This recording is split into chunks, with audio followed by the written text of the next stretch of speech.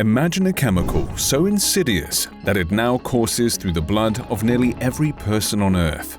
This forever chemical, perfluorooctanoic acid, or C8, lurks within, a silent intruder capable of triggering cancer, birth defects, and a host of other devastating health effects. It's not an abstract threat, it's a reality that touches us all, a toxic legacy of one of the most egregious corporate cover-ups in history. But this isn't just a story of betrayal, it's also a story of resistance, of ordinary people rising up against impossible odds. It's a story that, like the C8 in our veins, is woven into the fabric of our lives, whether we recognize it or not. The echoes of this story will resonate for generations. To understand the true scale of this tragedy, we must go back to the beginning, when Dupont was more than just a company. It was a symbol of American progress. But as you'll soon discover, beneath this facade of innovation lay seeds of greed that would grow into a global crisis.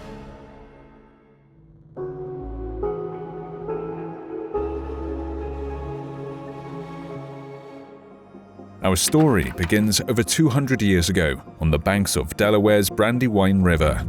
Here, a French immigrant named Eleuthère René Dupont founded a humble gunpowder mill that would grow into one of America's most iconic corporations. Over the decades, Dupont became synonymous with progress, transforming entire industries from automobiles to agriculture. By the early 20th century, Dupont had become a chemical powerhouse, pioneering innovations that changed the world. Nylon, the first synthetic fiber, revolutionized fashion. Kevlar, a material 5 times stronger than steel, saved countless lives. Dupont was at the forefront of human achievement, even contributing to the Manhattan Project during World War II. Yet even as Dupont shaped the future, it sowed the seeds of a darker legacy.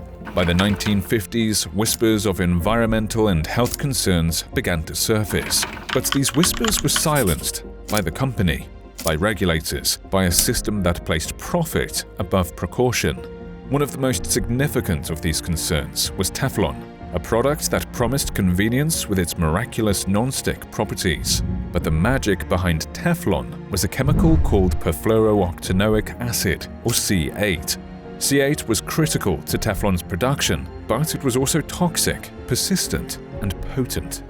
As Teflon brought in billions, DuPont's scientists began to uncover a terrifying truth. C8 was far more dangerous than they had imagined. Studies conducted in the 1960s and 1970s revealed that C8 did not break down in the environment or in the human body.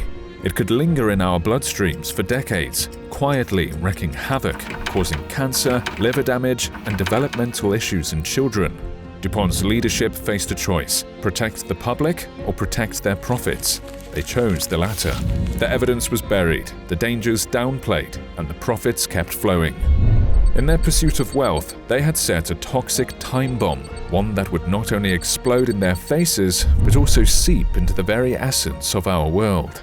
But this was just the beginning.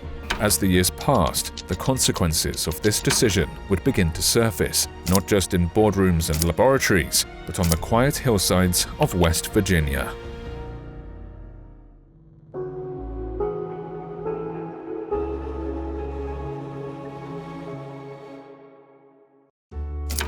Wilbur Tennant's farm, nestled in the rolling hills of Parkersburg, West Virginia, was a testament to the American dream. The green pastures, the clear streams, the contented cattle, it was a picture of rural prosperity. But in the 1980s, that picture began to change. Tennant's cows started dying, their bodies twisted by illness. Their organs bloated, their teeth blackened, their once vibrant coats dulled by a mysterious malady. Tennant knew his farm, knew his animals. This was no natural disease. His suspicions fell on the creek that ran through his land, once a source of life, now dark and foul-smelling. The plants along its banks wilted, the air around it heavy with an acrid stench, and upstream, like a fortress on the hill, stood the DuPont plant, where C8 flowed like water. But when Tennant tried to sound the alarm, he was met with silence. The authorities dismissed him, his neighbors avoided him. The man who had once been the heart of his community was now an outcast, shunned for daring to challenge the giant that fed the town. In his desperation, Tennant turned to Rob Bilott, an environmental lawyer from Cincinnati who had spent his career defending companies like Dupont. Bilott had no reason to take Tennant's case. It was outside his expertise, a direct threat to his career. But Bilott's grandmother lived near Tennant's farm, and she had heard the whispers of what was happening. At her urging, Bilott agreed to meet Tennant, expecting nothing more than a polite conversation. But as Tennant laid out his evidence, something shifted in Bilott. The photographs of dead cattle, the poisoned water, the despair in Tennant's eyes, it was undeniable. This wasn't just a legal case, it was a moral imperative. Bilott couldn't turn away. Late at night, as the world slept, Bilott pored over documents, piecing together a story that Dupont had spent decades trying to erase. Tennant's dying cattle were just the beginning, a harbinger of a catastrophe that would soon engulf the entire community. At the heart of it all was C8, a chemical so dangerous it had no place in the world. Yet it was everywhere, and soon, this quiet battle would erupt into a full-blown war.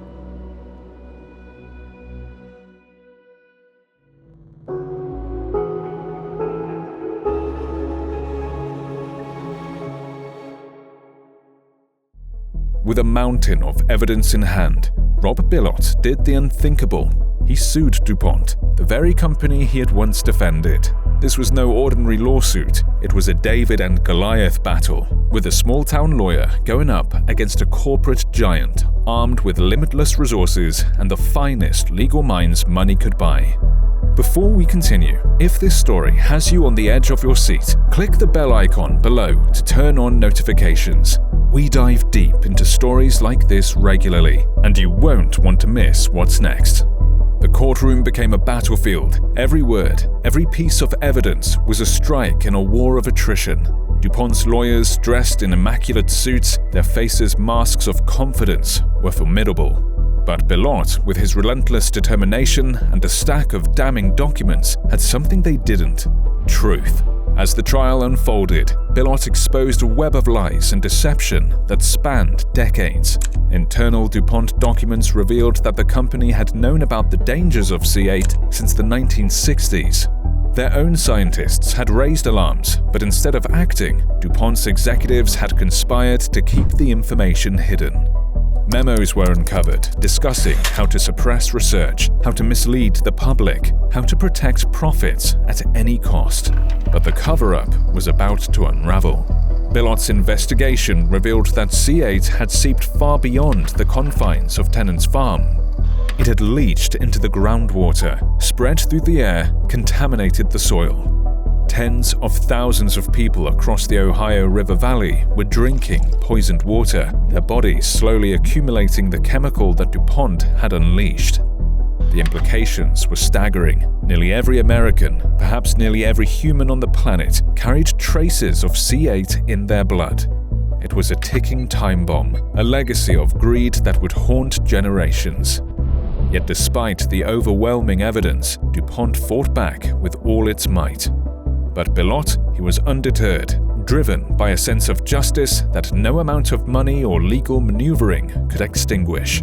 The battle was far from over, and the stakes were higher than ever.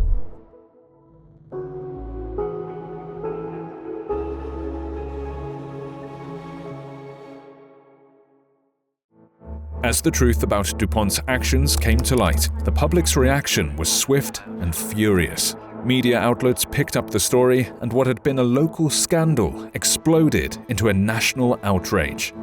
The idea that a trusted American company could knowingly poison its own citizens was unthinkable, yet it had happened. In 2004, faced with overwhelming evidence and public pressure, Dupont agreed to a landmark settlement. There is a $110 million settlement. Most of that money will now be used to correct problems stemming from a plant near Parkersburg. They would pay over $70 million to install water filtration systems in affected communities and fund a health study to monitor the long-term effects of C8 exposure. But this was only the beginning. The health study, known as the C8 Science Panel, was unprecedented. It involved over 69,000 participants and took nearly a decade to complete. The findings were devastating. C8 was linked to 6 serious diseases, including testicular and kidney cancer, thyroid disease, ulcerative colitis, high cholesterol, and pregnancy-induced hypertension. These findings confirmed what Dupont had known all along. C8 was a deadly chemical that had no place in our bodies or our environment. The impact of the C8 Science Panel's findings reverberated around the globe. Communities far beyond the borders of the United States began testing their water supplies, discovering that C8 contamination had spread to Europe, Asia, and beyond. The chemical that Dupont had unleashed had truly become a global threat. Armed with this new evidence, Bilott filed a class action lawsuit against Dupont on behalf of tens of thousands of people exposed to C8. The lawsuit accused Dupont of negligence, fraud, and conspiracy to cover up the dangers of C8. It was one of the largest toxic tort cases in history, putting Dupont's entire business model on trial. In 2017, after nearly 2 decades of legal battles, Dupont agreed to pay over $670 million to settle more than 3,500 lawsuits related to C8 contamination. It was a staggering sum, but for many of the victims, it was too little, too late. By the time the truth came out, C8 had already contaminated the blood of 99% of Americans and countless people around the world. The chemical was linked to a range of devastating health effects, from testicular and kidney cancer to thyroid disease to pregnancy complications. But amidst the tragedy, a new chapter was beginning to unfold, one where communities, once silent, began to find their voice. The fight had sparked something bigger than itself, a movement for accountability, justice, and change.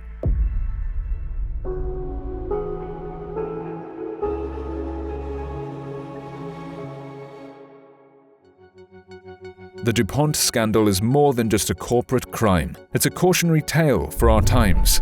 In an era of unchecked corporate power and lax government oversight, it's a stark reminder of what happens when profits are put ahead of people. But if there's one thing we've learned, it's that change is possible when ordinary people stand together. Before you go, if you're inspired by stories of perseverance and vision, make sure to click on the video about Hyundai's founder on the end screen. It's a remarkable story of how one man's relentless pursuit of a dream transformed a nation and the world of automobiles. Don't miss it. But beyond the screen, the story continues. We are all part of this narrative, bound by the same thread of humanity. As we grapple with the toxic legacy of C8 and other industrial pollutants, we face a choice.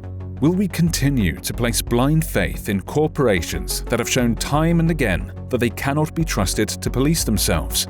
Or will we demand real accountability, real transparency, and real change? The stakes could not be higher. The Dupont scandal may be one of the most egregious examples of corporate malfeasance in recent memory, but it is far from an isolated case.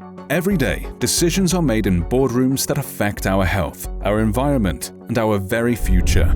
It's up to us to hold them accountable. It's up to us to demand better. It's up to us to build a world where people and the planet come before profits.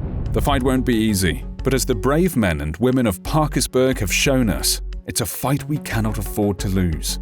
Let the Dupont scandal be a wake-up call, a rallying cry for a better, safer, more just world. Let it be the spark that ignites a movement for real change. Because in the end, we're all in this together. We're all at risk, and we all have a part to play in writing the next chapter of this story. The choice is ours. The future is in our hands. Let's make it a future we can be proud of.